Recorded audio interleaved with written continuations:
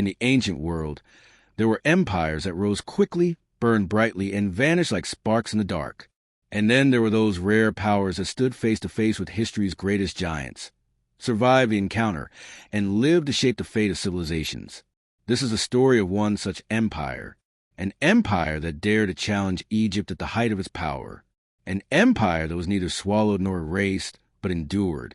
This is the story of the Hittites. Long before classical Greece, long before Rome, and even before the Assyrian war machine reached its peak, the Near East was a battlefield of gods and kings. Egypt ruled the Nile like a living god kingdom, wealthy beyond measure, protected by deserts and seas, and commanded by pharaohs who claimed divine blood. To challenge Egypt was to challenge eternity itself. Yet from the rugged highlands of Anatolia emerged a people who would do exactly that. They did not arrive as conquerors from distant lands. They rose slowly, deliberately, carving a kingdom out of stone, mountains, and iron. The land they inhabited was harsh and unforgiving. Winters were brutal. Farmland was limited. Trade routes were contested. Survival itself demanded discipline, planning, and unity. These conditions forged a people who valued law, structure, and military innovation above all else. The Hittites did not begin as an empire.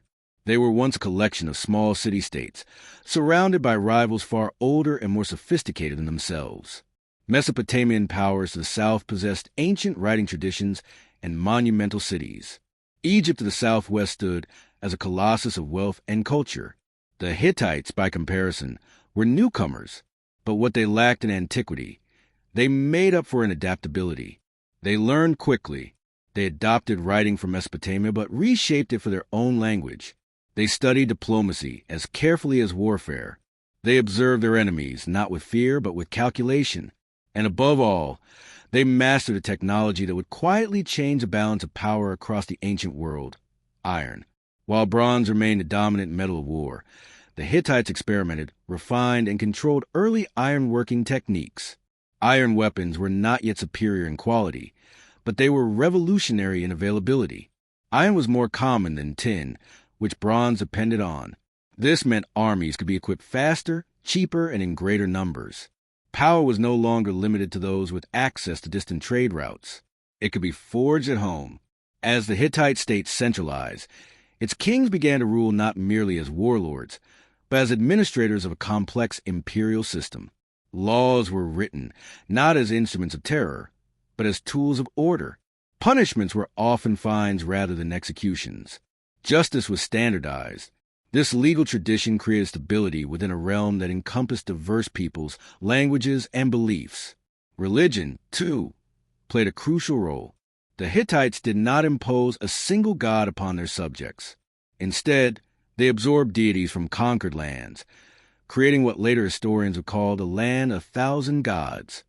This religious flexibility reduced rebellion and fostered loyalty. Conquered peoples could keep their gods, their customs, and their local rulers, as long as they recognized Hittite supremacy. Expansion followed. Slowly at first, then with unstoppable momentum. The Hittites pushed south into Syria, a region rich in trade, culture, and strategic importance. This brought them directly into Egypt's sphere of influence. For centuries, Egypt had viewed Syria as a buffer zone, a source of tribute, and a symbol of imperial dominance. The arrival of the Hittites shattered that assumption. What followed was not a single war, but decades of maneuvering, proxy conflicts, shifting alliances, and calculated strikes. City-states were courted, threatened, bribed, or crushed. Both empires understood the stakes. Control of Syria meant control of trade routes linking Mesopotamia, Anatolia, and the Mediterranean. It meant wealth. It meant legitimacy. It meant survival. Then came the clash that would echo across history, the Battle of Kadesh, on the banks of the Orontes River. Two of the greatest powers the world had ever known met in open battle. Pharaoh Ramesses II led the Egyptian forces, confident, ambitious, and eager to secure eternal glory. Opposing him was a Hittite king Muwatalli II, a master strategist who understood deception as well as force. The battle was chaos. Chariots thundered across the plain. Infantry formations broke and reformed amid dust and blood. Egyptian divisions were ambushed, nearly annihilated. Ramesses himself was almost captured, saved only by desperate counterattacks and the arrival of reinforcements. By nightfall, neither side could claim clear victory. Egyptian inscriptions declared triumph. Hittite records suggested success.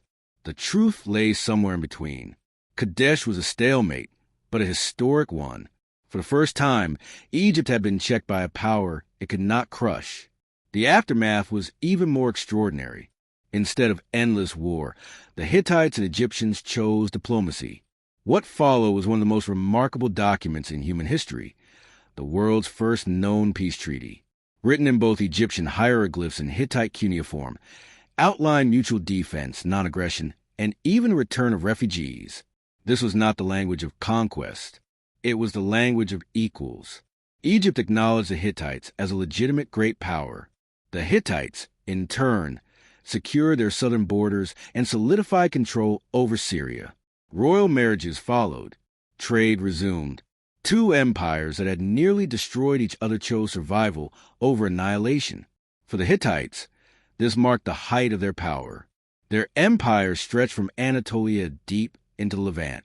They controlled critical trade routes, commanded formidable armies, and presided over a sophisticated administrative state. Their kings were no longer regional rulers, but players on the world stage. Yet survival in the ancient world was never guaranteed. New threats emerged from every direction. Assyria rose to the east, aggressive and relentless. Internal succession crises weakened central authority. Climate instability and drought strained food supplies. Trade networks began to falter. The very systems that had sustained the empire now became vulnerabilities. Then came the collapse. Around the end of the Bronze Age, the ancient world entered a period of catastrophic upheaval. Cities burned. Trade routes vanished. Empires fell. The reasons remained debated. Climate change, mass migrations, internal rebellions, or the mysterious sea peoples who appeared without warning and disappeared just as suddenly. The Hittite capital was abandoned. Administrative records ceased. The empire fragmented. To later civilizations, it was as if the Hittites had vanished overnight, but they had not been destroyed. Hittite culture lived on in successor states, in laws, in myths, in diplomatic traditions that would echo for centuries. Their peace treaty with Egypt remained preserved on temple walls and clay tablets, a testament to a moment when survival was chosen over domination. For generations, the Hittites were forgotten, dismissed as a biblical footnote or a minor power. It was not until modern archaeology uncovered their cities, archives, and monuments that the truth emerged. This was not a lost tribe. This was an empire that stood toe-to-toe with Egypt and endured. They challenged the God-King civilization and were not erased.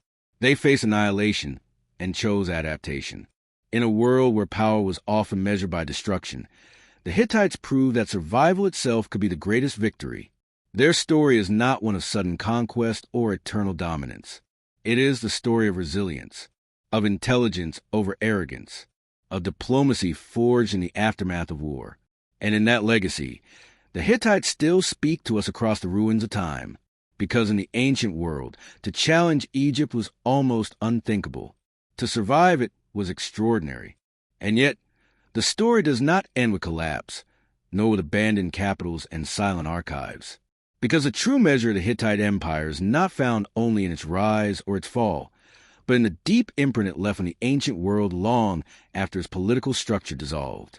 When the great imperial center crumbled, the Hittites did not disappear into nothingness. Instead, they transformed. Across southern Anatolia and northern Syria, a network of smaller kingdoms emerged, what historians would later call the Neo-Hittite states.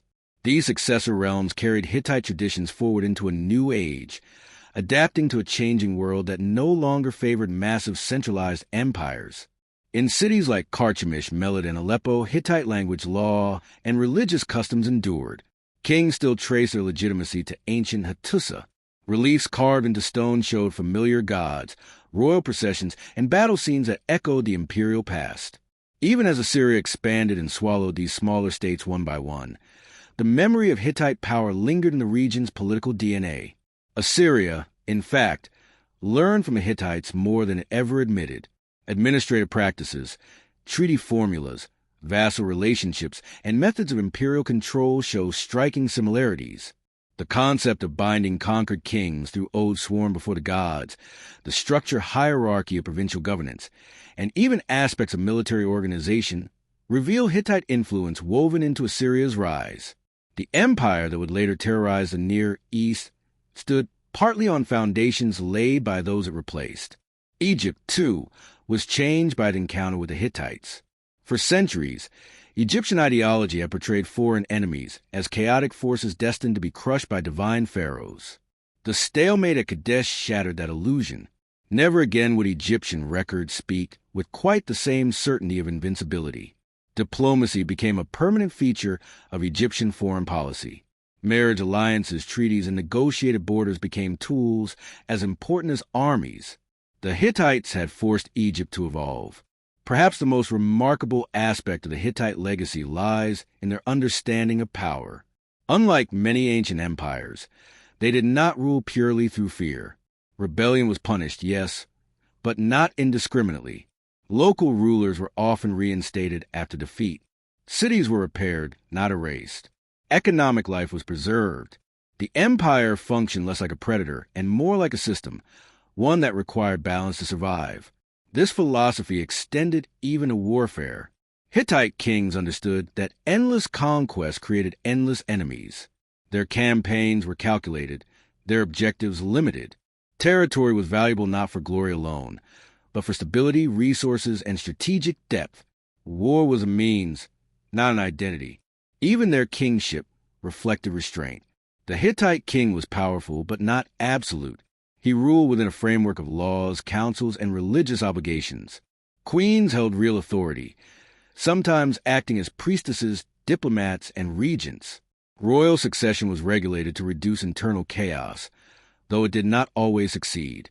Compared to the god-kings of Egypt, Hittite rulers appeared almost human, and that humanity may have been their greatest strength. Their archives reveal something rare in the ancient world: self-reflection.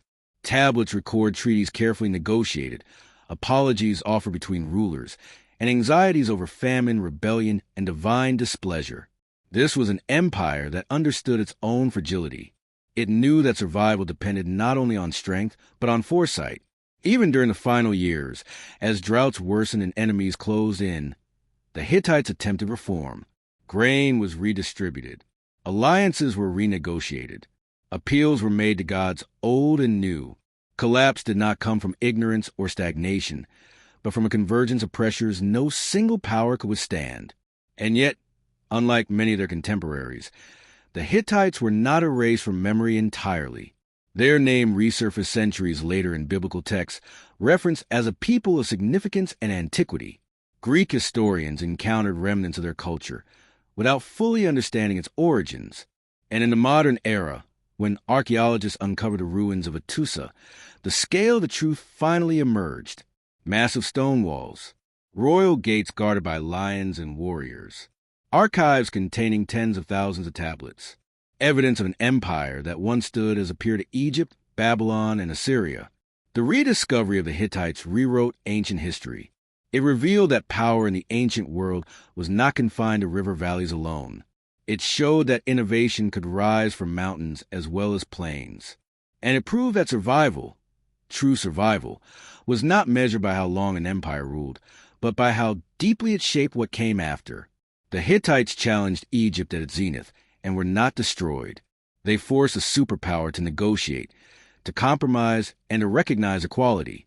They introduced legal, diplomatic, and technological traditions that outlived their political form. And even in collapse, they seeded the future. In the end, their story is not one of disappearance, but of transformation. Empires fall, cities burn, names fade, but ideas endure.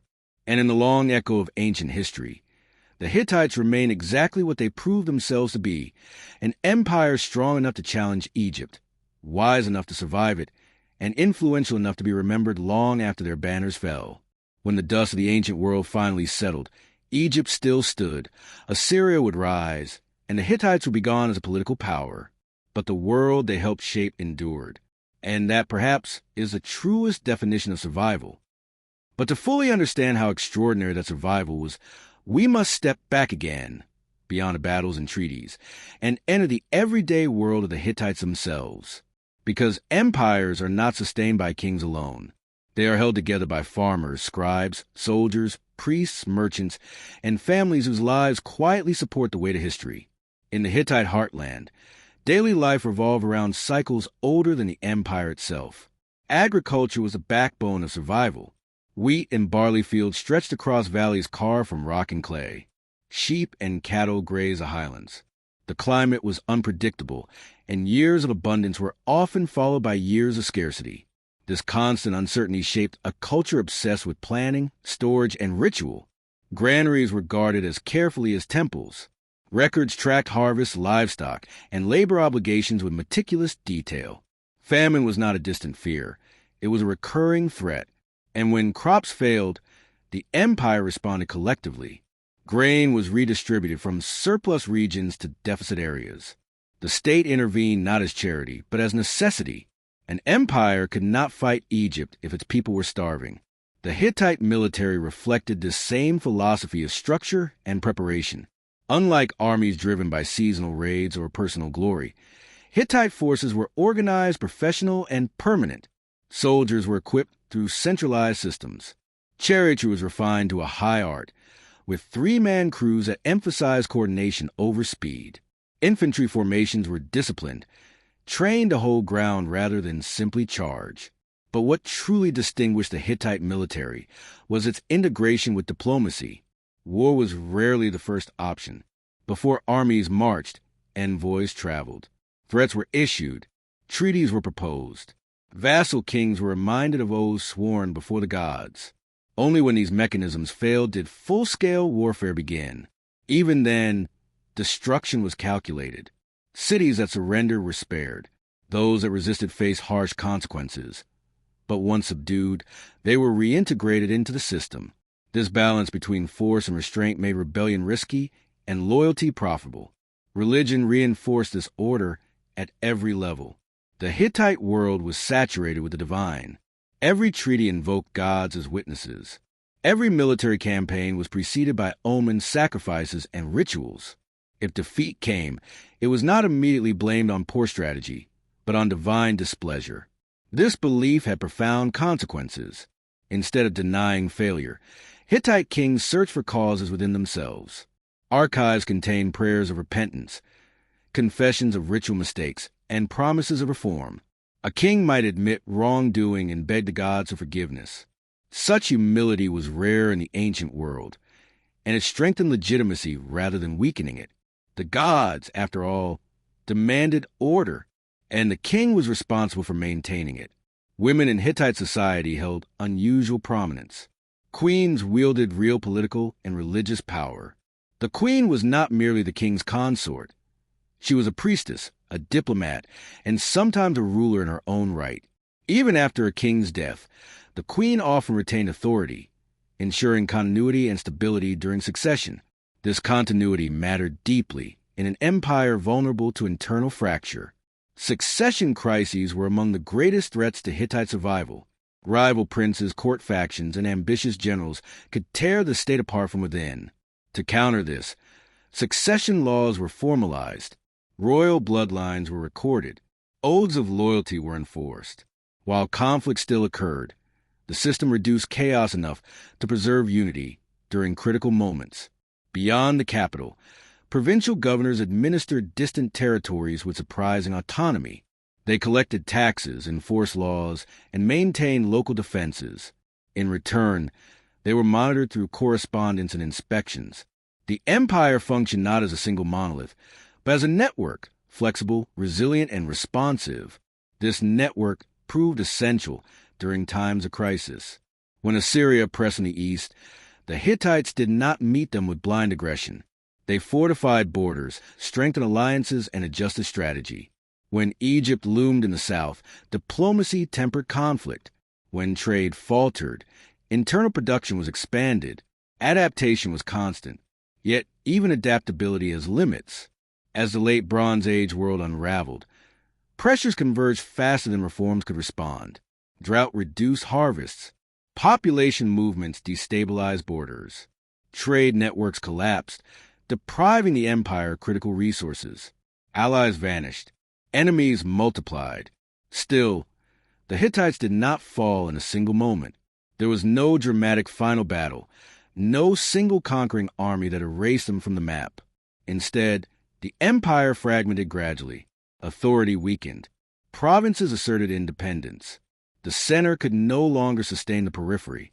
This slow collapse is precisely why the Hittites survived in memory. Because when empires fall violently, their cultures are often obliterated. But when they dissolve, their traditions endure.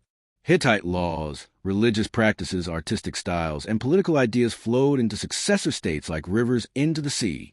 Even the very idea of diplomacy as an equal alternative to war, so revolutionary in its time, continued to shape international relations long after the Hittite kings were gone. In many ways, the modern world would recognize the Hittite approach more than it would recognize Egypt's divine absolutism or Syria's terror-based rule. Negotiation, law, balance of power, mutual defense agreements. These concepts did not originate in the modern age. They were tested, refined, and proven in the crucible of ancient Anatolia. And at the center of that crucible stood an empire that dared to challenge Egypt and chose survival over annihilation. The Hittites did not seek eternal dominance. They sought endurance. They understood that power is fleeting, but structure can last. That fear fades, but legitimacy remains.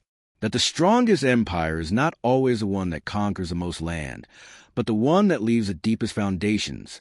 As centuries passed and new empires rose upon the ruins of the old, those foundations remained buried beneath the soil, waiting to be rediscovered, waiting to remind the world that long before modern diplomacy, before international law, before balance of power politics, there was an ancient empire in the mountains that faced Egypt and lived to tell the story. And still, there is more to uncover, because the survival of the Hittites was not only political or cultural, it was intellectual. Hidden within the thousands of clay tablets left behind in their archives is one of the most remarkable windows into the ancient mind ever discovered. When excavators uncovered the ruins of Hattusa, they did not find only walls and temples. They found libraries, tablets stacked carefully on shelves, treaties, prayers, laws, rituals, medical texts, myths, diplomatic letters, an entire civilization speaking across 3,000 years of silence. Through these texts, the Hittites ceased to be an abstract empire and become real people with fears, ambitions, doubts, and hopes. Their myths alone reveal a worldview unlike any other. The Hittites borrowed stories from Mesopotamia, Hurrian traditions, and local Anatolian beliefs, weaving them together into a rich tapestry. Gods argued, failed, disappeared, and returned. Order was not permanent. It had to be restored again and again. In one myth, a god vanishes, plunging the world into chaos until rituals bring balance back. This was not a universe ruled by unchanging perfection, but by fragile equilibrium. That belief shaped everything. The Hittites did not assume that victory was guaranteed or that favor was eternal. Every treaty, every ritual, every law was an attempt to maintain balance between humans and gods, kings and subjects, empire and environment. Even their legal codes reflect this mindset. Crimes were judged not only by intent, but by consequence. Compensation was preferred over revenge. The goal was restoration, not destruction. Where other societies demanded blood for blood, the Hittites often demanded repayment, reconciliation, and order. This approach extended to foreign policy as well. When vassal states rebelled, the Hittite response was often conditional. Submit again, renew your oath, return what was taken, and peace would follow. Entire cities were spared because the empire valued stability over spectacle. This philosophy may explain why the Hittites endured longer than many more brutal powers. Terror can conquer quickly, but it erodes loyalty. The Hittites ruled through obligation, law, and shared interest. Their scribes were central to the system. Trained in multiple languages, scribes recorded events with precision. Akkadian served as a diplomatic lingua franca, while Hittite, Luwian, and Hurrian appeared in religious and administrative contexts. This multilingual bureaucracy allowed the empire to communicate across cultural boundaries with efficiency unmatched by most of its rivals. Knowledge itself became a weapon.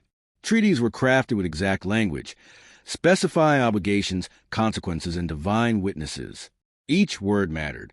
Each clause was deliberate. These documents were copied, archived, and preserved, not merely for record, but as tools of governance. The famous treaty with Egypt was no exception.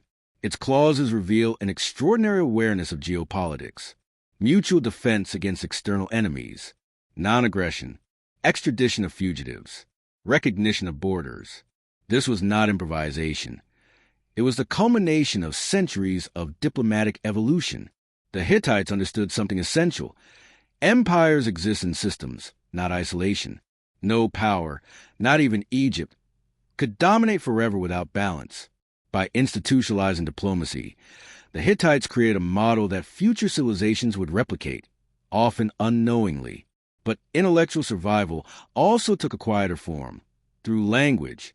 For centuries, the Hittite language was lost.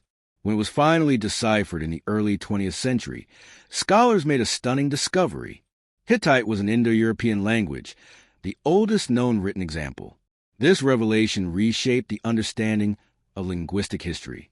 It meant that long before Greek, Latin, or Sanskrit were written, an Indo-European tongue was already being used to govern an empire, record laws, and negotiate treaties.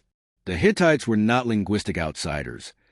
They were ancestors in a chain that would shape much of the world's future languages.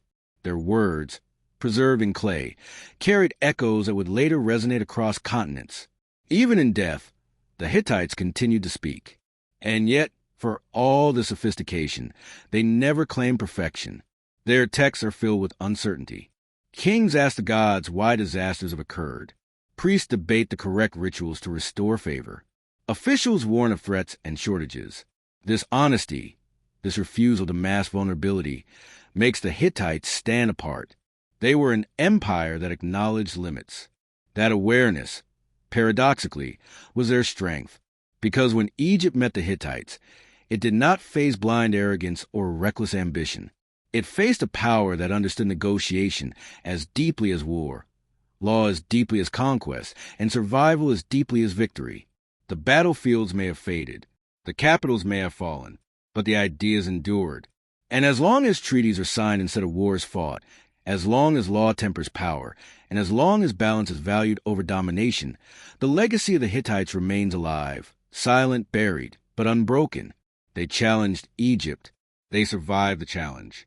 And in doing so, they helped define what it meant to be an empire. Yet even with all that survived in law, language, and diplomacy, there remains one final dimension of the Hittite story that explains why they could stand against Egypt and endure when so many others vanished: their understanding of time itself. The Hittites did not see history as a straight line of endless progress or inevitable decline. To them, time was cyclical. Kingdoms rose, faltered, and were renewed. Order collapsed and was restored. This worldview shaped how they reacted to crisis. Collapse was not always the end. It was a phase to be endured, corrected, and transcended. This belief influenced how they remembered the past. Hittite kings did not erase earlier failures from record. Defeats were preserved. Treaties broken by predecessors were acknowledged. Mistakes were written down, studied, and ritualized. By preserving memory, the empire learned from itself. In a world where rulers often rewrote history to glorify their reigns, the Hittites chose continuity over vanity. This continuity made them dangerous opponents. Egyptian power relied heavily on ideology. The divine pharaoh, eternal victory, cosmic order embodied in a single ruler. When that ideology was shaken, the system trembled. The Hittites, by contrast, placed their faith in institutions. If one king failed, the system could adapt. If one campaign collapsed, diplomacy could recover what war had lost. That is why Egypt could not simply crush them. At Kadesh and beyond, Egypt faced an enemy that refused to play by the old rules of total domination. The Hittites did not seek to overthrow Egypt's cosmic order. They sought recognition, balance, security. And because of that, Egypt had no ideological framework for total victory, only for compromise. This subtle shift marked a turning point in ancient international relations. From that moment onward, great powers could no longer assume absolute supremacy. They had to acknowledge rivals as permanent features of the political landscape. The Hittites introduced the idea that strength did not always mean conquest, and survival did not always require annihilation of the other. Even after their empire fragmented, this idea lingered. When Assyria rose, it initially rejected balance in favor of terror. But even Assyria eventually adopted treaties, client kings, and diplomatic marriages, tools refined centuries earlier by the Hittites. Later empires would oscillate between force and negotiation, but the model had been set. The Hittites had changed the rules of power. And yet, their own end remains a haunting reminder of the limits of human control. Despite intelligence, adaptability, and diplomacy, they could not stop the collapse of the late Bronze Age world. No empire could. Systems larger than any single state unraveled, climate shifts, population movements, economic breakdowns. The interconnected world that had allowed the Hittites to rise now accelerated their fragmentation. But fragmentation is not erasure. In the ruins of their cities, everyday objects remained, seals bearing royal names, pottery etched with familiar symbols, shrines still visited by local populations long after imperial authority faded. Life continued, carrying fragments of Hittite identity forward in quieter forms. The people did not vanish. Only the empire did. And this distinction matters, because history often remembers only conquerors and collapses, victories and disasters. But survival exists in subtler ways, in ideas passed down, in practices absorbed by others, in cultural DNA that persists even when names are forgotten. By that measure, the Hittites survived extraordinarily well. They survived in the concept of written law above royal whim. They survived in treaties that bound equals rather than subjects. They survived in the recognition that power must coexist with restraint. They even survived in the modern rediscovery of their voice. When scholars finally learned to read their language, the Hittites were no longer silent. They spoke again about fear, faith, politics, war, hunger, loyalty, and hope. They reminded the modern world that ancient history was not built only by tyrants and conquerors, but by thinkers, planners, and negotiators. And perhaps that is the most enduring lesson of all. The Hittites did not build the largest monuments. They did not claim eternal rule. They did not dominate the world through terror alone. But when the greatest power of their age stood before them, ancient Egypt, radiant and divine, they did not bow and they did not break. They negotiated. They adapted. They survived. In the long arc of history, where countless empires rise and fall without leaving a trace, the Hittites remain, etched in clay, carved in stone, and preserved in the very idea that peace can be as powerful as war. An empire that challenged Egypt, an empire that endured, an empire whose survival reshaped the ancient world, and still speaks to ours. And as we reach deeper into the silence that followed the Hittite age, a final truth becomes clear. The greatest challenge the Hittites posed to Egypt was not merely military. It was philosophical. Egypt believed in permanence. The Hittites believed in balance. Egypt built monuments meant to defy time, stone declarations of eternity, carved to proclaim that the pharaoh's order would never fade. The Hittites, by contrast, built systems. Their power lived not in towering pyramids, but in agreements, laws, archives, and relationships. When stone cracked and cities fell, systems could still breathe. This difference explains why Egypt remembered itself loudly, while the Hittites waited to be rediscovered. For centuries, Egypt dominated the imagination of historians. Its temples still stood. Its hieroglyphs were visible. Its kings named themselves immortal. The Hittites left fewer visible scars upon the land, but far deeper ones upon history itself. Their disappearance was not a mystery of annihilation. It was a lesson in transition. As the Iron Age dawned, the world no longer favored the structures of the Bronze Age. Centralized palace economies collapsed. Long-distance trade networks shattered. Chariot warfare lost dominance. New technologies and new peoples reshaped the rules of survival. The Hittites had anticipated change, but not chaos on that scale. Even so, their response to collapse remained consistent with their values. There was no final stand driven by mythic destiny, no suicidal war to preserve a broken order. Instead, authority dissolved, population shifted, and identity adapted. This, too, was survival. Where Egypt clung to divine kingship, the Hittite legacy slipped into the fabric of the region. Local rulers adopted their laws. Treaties echoed their language. Religious practices absorbed their gods. Even enemies inherited their methods. Empires that followed would rule differently because the Hittites had existed, and in the modern world, their story carries a quiet warning. Power built only on dominance is fragile. Glory carved only in stone can be buried. But power built on systems compromise and adaptability can outlive collapse itself. The Hittites did not win every war. They did not prevent their fall. They did not control history's storms. But they understood something deeper, that survival is not the absence of defeat, but the ability to persist beyond it. When they challenged Egypt, they forced a civilization that believed itself eternal to recognize limits. When they survived Egypt, they proved that even gods must negotiate. And when they vanished, they did not vanish entirely. They became part of the world that followed. So when we speak of lost empires, we must be careful. Some are lost because they were destroyed. Others are lost because they were absorbed, because their ideas became too widespread to bear a single name. The Hittites belonged to the second kind. Their empire faded, but their influence did not. Their cities fell, but their systems endured. Their banners vanished, but their voice remained, pressed into clay, waiting for the moment humanity would listen again. And now, across millennia, that voice still whispers a truth as relevant today as it was in the shadow of Kadesh. That survival is not always about winning. Sometimes it is about enduring long enough to change the rules of the world. And even now, with the empire long gone and its cities reduced to wind-worn stone, the Hittite story continues to unfold in the way we understand power, conflict, and survival itself. Because when we strip away the dust of centuries, the Hittites reveal something profoundly human.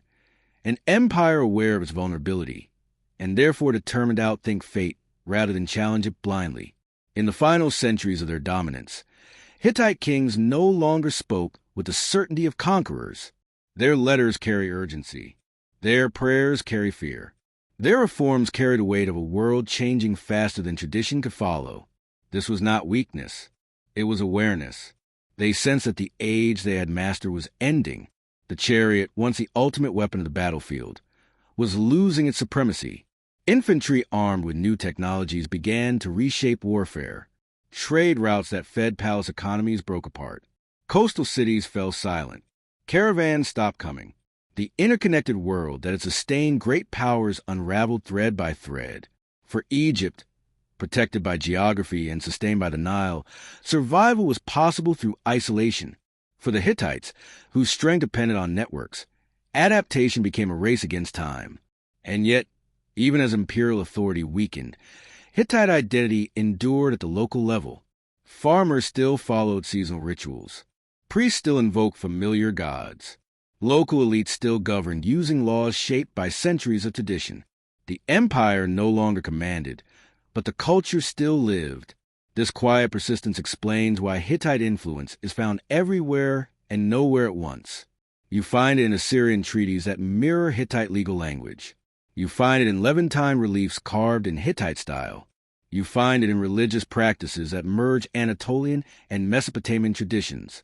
The Hittites did not vanish in a scream. They faded into the bloodstream of the ancient Near East. And this is what makes their challenge to Egypt so extraordinary.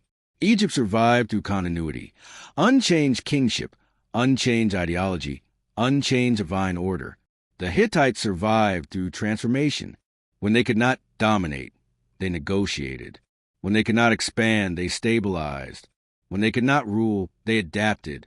This mindset made them uniquely dangerous to a civilization built on permanence. Egypt could defeat armies, but it could not defeat an idea that refused to be destroyed. Even the memory of Kadesh reflects this contrast. Egypt carved triumph into temple walls. The Hittites archived reality in clay. One proclaimed victory to eternity. The other preserved truth for the future. And history, slowly and patiently, sided with the archive. When modern scholars finally pieced together the Hittite language and rediscovered their world, it became clear that this empire had been underestimated not because it was weak, but because it was subtle. Its greatness was not loud. It was structural. The Hittites remind us that empires do not only rule land, they rule systems. They rule ideas. They rule the way power is understood. By forcing Egypt into diplomacy, they end an age of unquestioned supremacy. By surviving collapse through transformation, they demonstrated that endurance can take forms history often overlooks. And so, when we look back across the vast ruins of the ancient world, past fallen palaces, broken walls, and forgotten kings, we find that the Hittites still stand not in stone but in legacy. They stand in the first peace treaty ever written. They stand in the laws that valued restoration over revenge. They stand in the belief that even rivals can coexist without annihilation. An empire that challenged Egypt. An empire that refused extinction. An empire that proved survival is not the opposite of collapse, but what comes after it. And in that lesson, carved not in monuments but in memory, the Hittites still endure, quietly shaping history long after their empire passed into silence. And if we listen closely enough beyond the fall of cities and the silence of broken archives, the Hittites still speak, not as conquerors demanding remembrance, but as teachers whose lessons were written into the structure of history itself. They teach us that power is never singular, that strength alone does not guarantee survival, that adaptability is not weakness, but foresight. When the Hittites challenged Egypt, they did so without illusion. They knew Egypt's wealth. They knew its armies. They knew the divine mythology that surrounded its pharaohs. And yet they did not retreat into obscurity or submit to inevitability. They prepared. They studied. They waited. And when the moment came, they met Egypt not with reckless ambition, but with calculated resolve.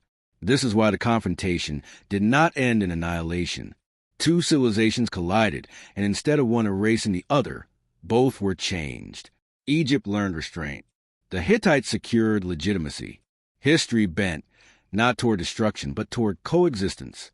That bending of history is rare. Most ancient empires measured success by how thoroughly they erased their enemies. The Hittites measured success by whether tomorrow was still possible. Their kings did not ask only how to win wars, but how to end them. Not only how to rule, but how to sustain rule across generations. And this concern for tomorrow shaped every decision.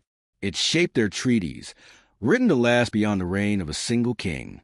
It shaped their laws, designed to restore order rather than inflame violence. It shaped their religion, focused on balance rather than domination. Even in collapse, this concern endured. As central authority faded, there was no single moment of despair recorded in the archives. No apocalyptic prophecy. No final declaration of doom. Instead, there is silence. The silence of transition. People moved. Power shifted. Traditions adjusted. Life went on. History often mistakes silence for failure. But silence can also be survival without spectacle. The Neo-Hittite states that followed were not pale imitations of a lost empire.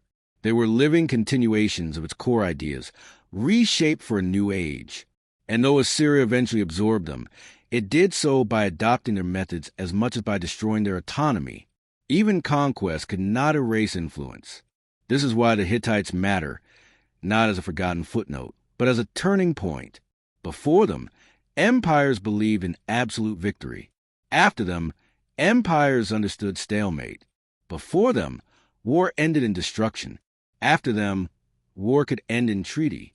Before them, power was sacred and unquestioned. After them, power had negotiated its limits. The Hittites forced the ancient world to mature, and that maturity carried forward into every age that followed. When Rome negotiated treaties with rivals rather than destroying them outright, it echoed Hittite logic. When medieval kingdoms bound themselves through oaths and written agreements, they unknowingly followed paths first walked in Anatolia. When modern nations sign peace accords instead of fighting to extinction, they stand, however distantly, in the shadow of Hattusa. This is the quiet immortality the Hittites achieved.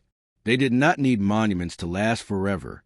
They did not need myths of divine kingship. They did not need eternal victory. They needed only relevance. And relevance, once earned, does not die easily. So when we ask why the Hittites survived Egypt, when so many others were erased, the answer is not found in weapons or walls alone. It is found in mindset. They understood that history is not won in a single generation. They understood that power must bend or break. They understood that survival is an achievement greater than conquest. And in understanding that, they outlived the age that birthed them. The empire is gone. The stones are broken. The banners have turned to dust. But the idea remains. An idea born in the mountains of Anatolia, tested against the might of Egypt, tempered by collapse, and carried forward into the foundations of civilization itself. That is a legacy of the empire that challenged Egypt and survived. And as a long shadow of the Hittites stretches across history, one final realization emerges, perhaps the most powerful of all. The Hittites did not survive Egypt by trying to become Egypt. They survived by being something different. They did not build their identity around divine perfection. They did not claim the universe itself depended on their king. They did not promise eternity. Instead, they prepared for uncertainty. This preparation shaped how they thought about enemies. Egypt was not an embodiment of chaos to be destroyed, nor a god to be worshipped. It was a rival, dangerous, powerful, but rational. And rational rivals could be negotiated with. This way of thinking was revolutionary. In a world where most conflicts ended only when one side was erased, the Hittites introduced a new ending, one where both sides walked away changed, constrained, and alive. This was not weakness. It was strategic maturity. Even the famous peace with Egypt was not an act of desperation. It was a calculation. The Hittites understood that endless war would weaken both empires and invite destruction from rising powers. Peace was not surrender. It was survival at scale. That decision altered the future. Because once peace was written into clay and stone, it became precedent. And precedent, once established, reshapes expectation. The ancient world learned that empires could coexist without annihilation, that borders could stabilize, that diplomacy could outlast kings. This is why the Hittites mattered so deeply, and why their disappearance was misunderstood for so long. They left fewer monuments because they invested in systems. They left fewer myths because they recorded reality. They left fewer legends because they left evidence. And evidence, unlike legend, waits patiently to be understood. When modern archaeology finally uncovered Hittite cities, it became clear that history had overlooked not a minor kingdom, but a missing pillar of civilization. Without the Hittites, the ancient world makes less sense. The sudden appearance of diplomacy, the balance between empires, the shift from annihilation to negotiation, these were not accidents. They were Hittite contributions. Even their collapse teaches a lesson. They did not fall because they were careless. They fell because the world around them collapsed too.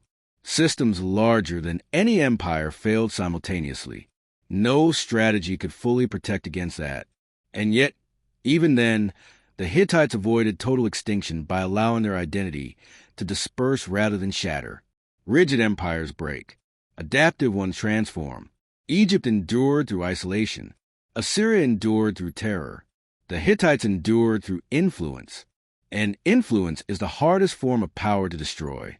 Today, when historians speak of lost civilizations, they often mean civilizations whose cities are ruins and whose names faded. But the Hittites challenged that definition. Their cities fell, yes, but their ideas endured so completely that they became invisible, absorbed in the foundations of later powers. They became part of how civilization worked. That is why their story feels strangely modern, why their documents sound familiar, why their solutions resemble our own. They were not chasing immortality through stone. They were building continuity through reason. So when the Hittites stood against Egypt, they were not merely testing strength against strength. They were testing two visions of power against each other. One vision claimed eternity through divinity. The other achieved endurance through adaptability. And history, in its quiet, patient way, preserved both, but only one reshaped the rules of survival itself. The Hittites challenged Egypt. They survived the challenge. They outlived their own empire. And in doing so, they left behind a truth written not in monuments, but in time itself, that the greatest empires are not always the ones that conquer the most land, but the ones that teach the world how to survive.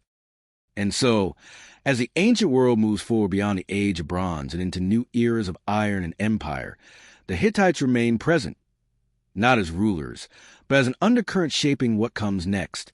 After their political power dissolved, the lands once governed from Hattusa did not fall into chaos for long.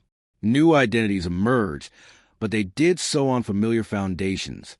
Local kings still ruled from fortified cities. Councils still advised rulers. Treaties were still sworn before gods. Justice was still something to be administered, not merely imposed. This continuity is easy to miss because it lacks spectacle. History remembers conquest because conquest is loud. It remembers collapse because collapse is dramatic. But continuity is quiet, and the Hittites mastered quiet survival. As Assyria expanded westward, it encountered societies already trained in administration, diplomacy, and legal obligation. Conquest was easier, but governing was harder. So Assyria borrowed. It absorbed Hittite methods of control, even as it crushed Hittite autonomy. The victor learned from the defeated. This pattern repeated itself again and again. Every empire that followed in the Near East inherited a world subtly reshaped by Hittite logic. Borders mattered. Agreements mattered. Stability mattered. Power was no longer only about destruction. It was about management. Even rebellion changed meaning. Where earlier revolts were treated as cosmic defiance demanding annihilation, later empires increasingly viewed rebellion as a political problem to be solved, sometimes through force, sometimes through negotiation, sometimes through compromise. This evolution did not begin with the Hittites, but it crystallized with them. They normalized the idea that enemies could become partners, and that idea would prove far more enduring than any city wall. The Hittites also reshaped how history itself was recorded. Their archives were not propaganda alone. They were practical. Kings wanted records to endure beyond their lifetimes. Decisions were documented so future rulers could understand past choices. Failure was preserved so it would not be repeated. In doing this, they treated history as a tool, not a myth. This, too, was survival, because when an empire collapses, myth collapses with it. But records remain useful. Later generations can adapt them, reinterpret them, and build upon them. The Hittites ensured that even if their empire ended, their knowledge would not be wasted. And knowledge is patient. It waits in the ground. It waits in fragments. It waits until someone learns how to listen. Thousands of years later, that patience was rewarded. When modern scholars finally uncovered Hittite tablets and deciphered their language, the ancient world suddenly gained depth. What once appeared as a simple contest between Egypt and Mesopotamia revealed a third pillar, an Anatolian power that had mediated, resisted, and balanced both. The ancient world was no longer a story of two giants. It was a triangle, and at its center stood the Hittites. Their challenge to Egypt was not an anomaly. It was a natural result of a system that had matured enough to resist domination without courting destruction. Egypt had strength, the Hittites had strategy, and history proved that neither could simply erase the other. This equilibrium delayed catastrophe. By choosing balance over annihilation, the great powers of the late Bronze Age prolonged stability for generations. Trade flowed, culture mixed, technology spread. Knowledge traveled farther than armies ever could. And even when collapse finally came, it came later, and differently, because the world had learned restraint. The Hittites did not save the Bronze Age, but they softened its end. They proved that empires could step back from the edge, that rivals could pause, that peace could be formalized, not improvised, that coexistence was not weakness, but wisdom. As the centuries passed, new powers would forget these lessons and relearn them again, often at great cost. But the template endured. Every time history chose treaty over extinction, the Hittites were present. Every time law restrained power, they were present. Every time survival mattered more than pride, they were present. This is why their story cannot end cleanly. It does not conclude with fire or final defeat. It dissolves into influence, It fades into structure. And that fading is precisely what makes it immortal. The empire that challenged Egypt did not leave behind a single ending. It left behind a way forward. And even beyond the immediate aftermath of their empire, the Hittites left another, subtler mark on history, one that is often invisible, yet profoundly shaping the civilizations that followed. Their approach to diplomacy, law, and cultural integration became a blueprint for governance that persisted long after the Bronze Age collapsed. Where many empires relied solely on fear or divine claim, the Hittites relied on systems that could outlast rulers, wars, and disasters. Local leaders could maintain their authority if they pledged loyalty. Conquered peoples could preserve their customs. Trade and tribute continued under structured administration. This approach created a resilience that allowed Hittite influence to persist even when the empire itself could not. The Hittites also left a legacy in military innovation that shaped the Near East. While chariotry was not invented by them, they perfected it, integrating infantry and chariot forces into coordinated campaigns that stunned contemporaries. Their early mastery of iron, though limited in scale at first, foreshadowed the technological shift that would define later empires.